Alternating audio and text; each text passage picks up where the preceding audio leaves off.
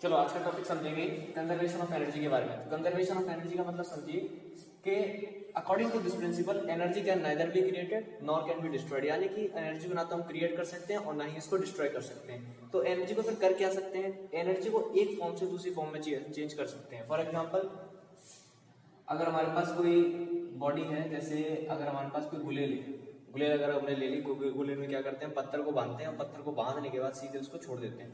तो उसमें होता क्या है, उसमें उसकी जो गुलेल है उसकी जो इलास्टिक पोटेंशियल एनर्जी है वो चेंज हो जाती है उसकी काइनेटिक एनर्जी, पत्थर की काइनेटिक एनर्जी। तो कंजर्वेशन ऑफ एनर्जी का मतलब भी यही है कि एनर्जी चेंज होती रहती है लेकिन वो कभी डिस्ट्रॉय नहीं होती, कभी क्रिएट नहीं होती, बस वो अपने आप की फॉर्म को चेंज करती रहती है। ठीक है, तो हम इसी पॉइंट पर एक डेरिवेशन करेंगे जो कि आपकी 10th आईसीएसई बोर्ड में डेरिवेशन दिया है, उसका आज करेंगे। और लास्ट टॉपिक है चैप्टर 2 का, उसको खत्म करने के बाद हमारा सारा का सारा जो चैप्टर 2 है वो खत्म हो जाएगा। चलिए स्टार्ट करते हैं। मान लेते हैं कोई एक बॉल है जिसका मास m है और जिसके ऊपर ग्रेविटी g लगेगी। ठीक है, हम इसको देखेंगे कि ए पॉइंट पर जब हमने उसको ऊपर से छोड़ा है नीचे की तरफ जाएगी, ए पॉइंट और बी पॉइंट और सी पॉइंट तीनों पॉइंट पर हम इसको देखेंगे कि जो इसका मैकेनिकल एनर्जी यानी कि उसकी जो फाइनल पोटेंशियल और काइनेटिक एनर्जी का जो सम है वो कितना निकल के आएगा। तो मास ये है, इसमें भी मास होगा, इसमें भी मास होगा, इसमें मास। तो एक्चुअली बॉल एक ही है, ए पॉइंट से सी पॉइंट पर गिरी है, ये सरफेस है, ध्यान रखना। ठीक है ना, तो मान लेते हैं ए से लेकर सी तक की टोटल हाइट थी h। ठीक है ना, टोटल हाइट थी h, एम इस ए पॉइंट से वो सी पॉइंट तक गिरी, तो यानी कि यहाँ तक कुछ हाइट हम मान लेते हैं, क्योंकि हम इसके लिए और इसके लिए तीनों के लिए हम मैकेनिकल एनर्जी हम लोगों को निकालनी है। तीनों के लिए हम लोगों को क्या निकालनी है, मैकेनिकल एनर्जी निकालेंगे। तो मैकेनिकल एनर्जी ए पॉइंट, बी पॉइंट और सी पॉइंट तीनों पर निकाल के देखते हैं। चलिए ए पॉइंट पर निकालते हैं। पहले तो हम इसके लिए कुछ हाइट मान लेते हैं, ए पॉइंट से लेकर बी पॉइंट तक इसकी हाइट x मान ली हमने, और बी पॉइंट से सी पॉइंट तक लेके इसको मान लेंगे h माइनस एक्स। क्यों मानेंगे, देखिए इसको हमने x मान लिया, लेकिन h में से x गया तो ये वाली हाइट बचेगी, तो उसको हम क्या मानेंगे, x मानकर चलेंगे, h माइनस एक्स मानकर चलेंगे। For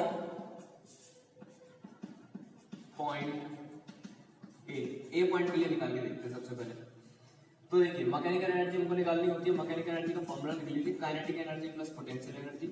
kinetic energy potential energy निकालेंगे तो सबसे पहले हम निकालेंगे इसमें काइनेटिक एनर्जी। तो काइनेटिक एनर्जी होती है बच्चों half M V square, half M V square इसमें निकालने की कोशिश करेंगे। तो देखिए हाफ एम वी स्क्वायर निकालना है इसमें।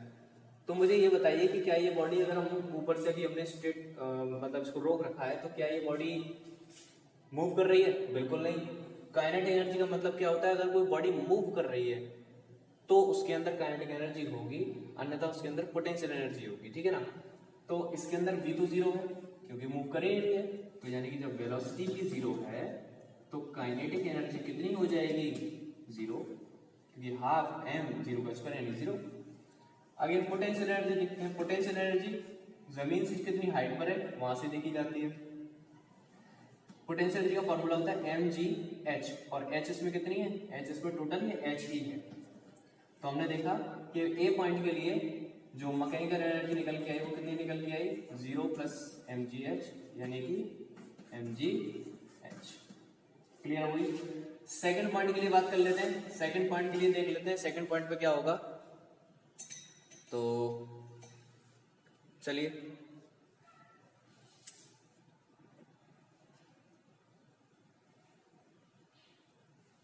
अब देखते हैं सेकंड पॉइंट पर क्या होगा।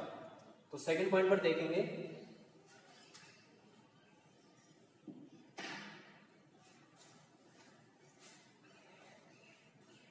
For at point B point पर देखते हैं। तो देखिए बी पॉइंट पर निकालने के लिए हम सबसे पहले हम क्या करेंगे, काइनेटिक एनर्जी भी निकालेंगे, पोटेंशियल एनर्जी भी निकालेंगे। अच्छा क्यों निकालेंगे, देखिए इस पॉइंट पर उसके अंदर दोनों एनर्जी उसके अंदर आएंगी, यानी कि उसके अंदर काइनेटिक एनर्जी भी होगी और पोटेंशियल एनर्जी भी होगी। तो काइनेटिक और पोटेंशियल दोनों निकालनी पड़ेगी। अच्छा एक बात बता दूं, काइनेटिक एनर्जी ऊपर से जितनी डिस्टेंस से आई है उसके ऊपर भी बात करेंगे। देखिए काइनेटिक एनर्जी का जो फॉर्मूला होता है वो हाफ एम वी स्क्वायर होता है। हमको चाहिए वी स्क्वायर की वैल्यू, मास तो इसमें है ये हाफ कांस्टेंट है, वी स्क्वायर की वैल्यू चाहिए। तो देखिए हमारे पास तीन इक्वेशन होती है, तो हम थर्ड इक्वेशन लेंगे v square minus u square is equal to 2gh।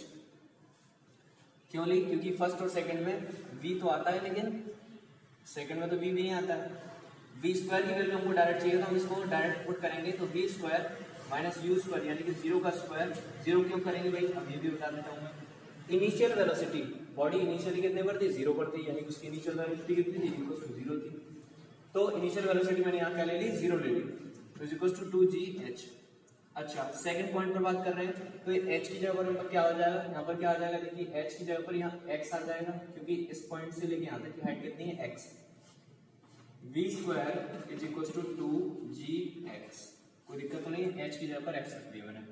पहली क्वेश्चन मान लो, पोटेंशियल एनर्जी निकाल कर देखते हैं। पोटेंशियल एनर्जी कितनी निकलेगी, mgh होती है भाई वो। हाइट यहाँ पर कितने लेंगे, यहाँ से लेके यहाँ तक लेंगे, क्योंकि पोटेंशियल एनर्जी ऊंचाई के लिए होती है, तो यहाँ से लेके यहाँ तक हाइट है h minus x. Potential energy कितनी हो जाएगी आपके पास, mg h माइनस एक्स, यानी कि आपके पास आंसर आ जाएगा mg h minus mg x। ठीक है ना। अब इन दोनों को क्या करेंगे, पोटेंशियल और काइनेटिक को प्लस कर देंगे। अब तो काइनेटिक एनर्जी हमने निकाली नहीं, इसमें काइनेटिक एनर्जी निकाल लेते हैं। काइनेटिक एनर्जी कितनी आ जाएगी, हाफ mv स्क्वायर, यानी कि काइनेटिक एनर्जी आपके पास आ जाएगी हाफ mv, यानी कि v स्क्वायर की वैल्यू है 2gx, यानी कि आपके पास 2 से 2 कैंसिल, यानी कि आपके पास आ जाएगा mgh।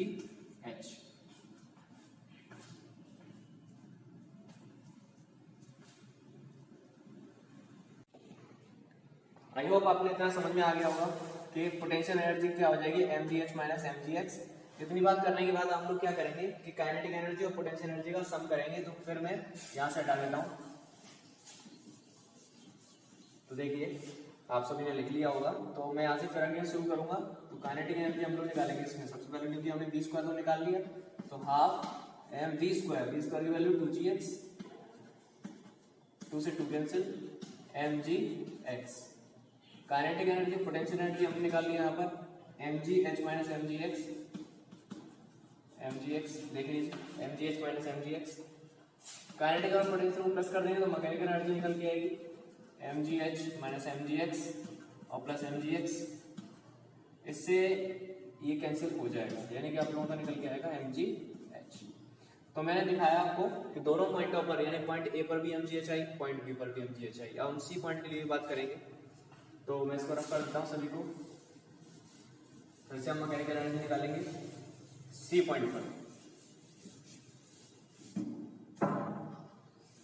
तो एट पॉइंट सी पर बात करेंगे, तो सी पर देखिएगा काइनेटिक एनर्जी निकालते हैं इसके ऊपर, हाफ m। अच्छा, v स्क्वायर की यहाँ पर वैल्यू हमको निकालनी पड़ेगी अभी, वही question second, v square is equal to v square minus 0 का square is equal to 2gh। 0 क्यों लिया, अगेन वो बॉडी कहीं कहाँ पर थी, इनिशियल वेलोसिटी 0 पर थी, तो यहाँ पर 0 ही लिया जाएगा। तो v square is equal to आप लोगों का आ जाएगा 2gh। कोई दिक्कत तो नहीं, v square is equal to 2gh आ जाएगा। तो v स्क्वायर की वैल्यू अब हम काइनेटिक एनर्जी में पुट करेंगे, तो काइनेटिक एनर्जी आपकी आ जाएगी हाफ m v स्क्वायर की जगह पर इंटू 2gh, तो 2 से 2 कैंसिल, यानी कि mgh। पोटेंशियल एनर्जी निकालेंगे। पोटेंशियल एनर्जी बॉडी यहाँ पर आके कितनी हाइट पर है, 0 हाइट पर, यहाँ पर मतलब कि यहाँ से लेके यहीं तक की हाइट 0, mg इंटू 0 यानी कि 0। तो आप लोगों के पास काइनेटिक एनर्जी, आप लोगों के पास टोटल मैकेनिकल एनर्जी आप लोगों के पास आ जाएगी Pe प्लस Ke, यानी कि 0 plus mgh equal to mg। हम लोगों ने प्रूव कर दिया तीनों पॉइंटों पर एनर्जी क्या रहती है, तीनों पॉइंटों पर एनर्जी जो रहेगी वो तीनों पॉइंटों पर कांस्टेंट रहेगी। और अगर आपको कोई प्रॉब्लम आए तो कमेंट सेक्शन में मुझे बताइएगा, और सब्सक्राइब जरूर करें, लाइक भी करें, शेयर भी करें, ताकि मेरे को भी मोटिवेशन मिल सके। चलिए, थैंक यू।